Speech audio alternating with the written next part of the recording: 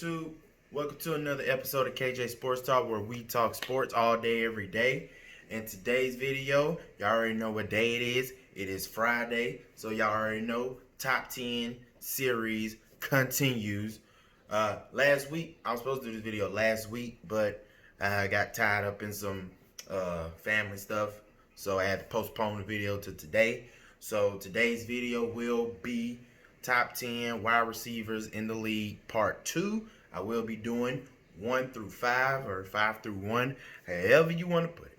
So, but before we get into the video, make sure y'all hit the like button, make sure y'all hit the subscribe button, and don't forget to leave your comments down below. I will reply to them.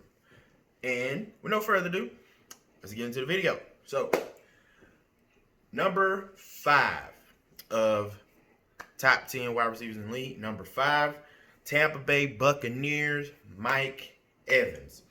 Last year, Mike Evans had 67 receptions, 1,100 yards, 8 touchdowns. He did miss 3 games due to injury, so that did take a little damper on his numbers, because the year before that he had 86 receptions, 1,500 yards, but the same amount of touchdowns. But we can only think with Tom Brady throwing you the ball this upcoming season, you got nowhere to go but up from there, player. Nowhere to go but up with Tom Brady throwing you the football. It's going to be a big difference than Jameis Winston throwing you the football when it's probably the whole team covering you, and Tom Brady throwing you the football, a quarterback who's going to make better decisions, be able to make those throws that probably Jameis Winston could not make. So can't expect nothing else but your numbers to skyrocket from here, and we'll just have to see in his upcoming season.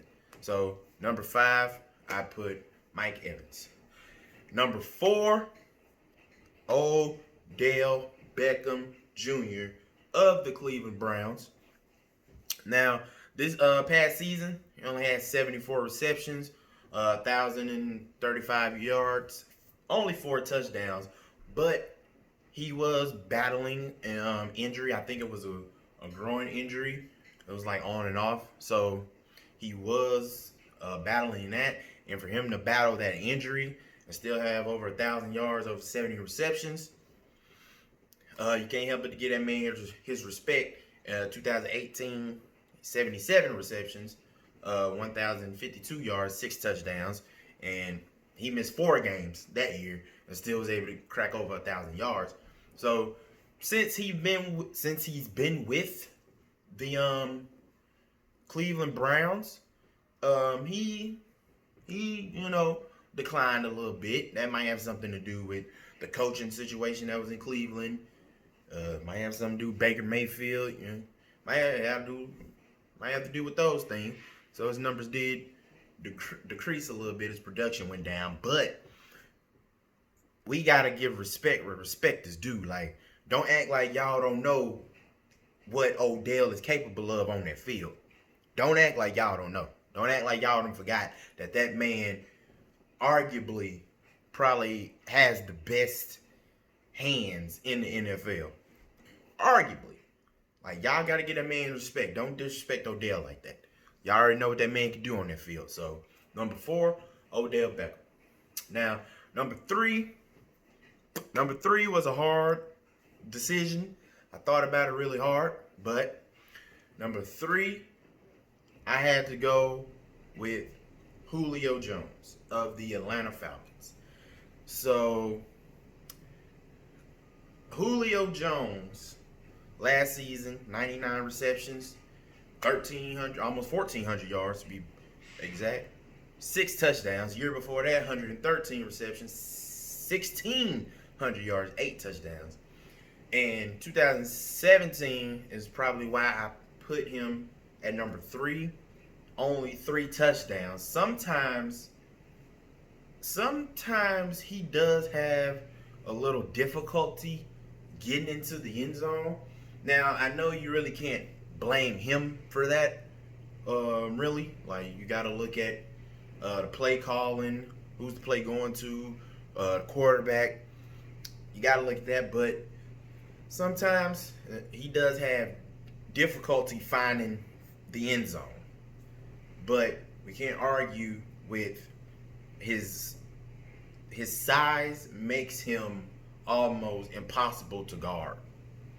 For him to be that size, have that speed, and have good route running skills with all of that makes him almost impossible to guard on any level. Almost impossible. So you have no choice but to put Julio Jones in your top three, not even top five. Julio Jones has to be in the top three of anybody's wide receiver list because the man is unguardable. So number three, got to put Julio Jones. And number two was with the Houston Texans, but now he is a member of the Arizona Cardinals, DeAndre Hopkins.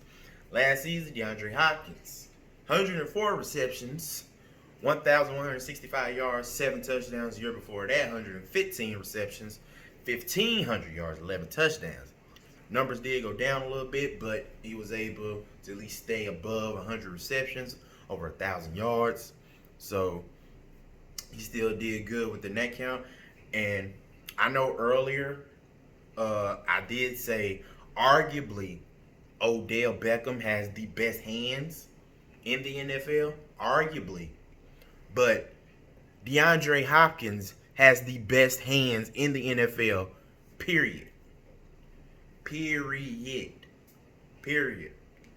In one season, he had no dropped passes. Anything coming that man's way is damn near 100% he's going to end up with the ball. Damn near 100%. The man has the best hands in football today. And he's not that tall of a wide receiver. So when it comes to going up for the ball, his size doesn't even really give him an advantage. But his ability to catch the way that he can gives him an advantage over anybody guarding him. Anybody. And that's the difference between him and Julio Jones. Julio Jones has that size that gives him the advantage. DeAndre does not have that advantage when it comes to size. And he's still able to come down with the ball damn near 99% of the chance. Like, come on. The man has the best hands in the NFL. So, DeAndre Hopkins, number two. And number one of the New Orleans Saints, Michael Thomas. Last season, one catch away from 150 catches, had over 1,700 yards, 9 touchdowns. 2018, 125 catches, 1,400 yards, 9 touchdowns. Do y'all remember that thing I always say about consistency? That's consistency. That's consistency for your ass right there. 1 year, 125 catches. He ups that to damn near 150. Only one catch away from 150. Ups his yardage by over 300 yards. Same amount of touchdowns. That is consistency.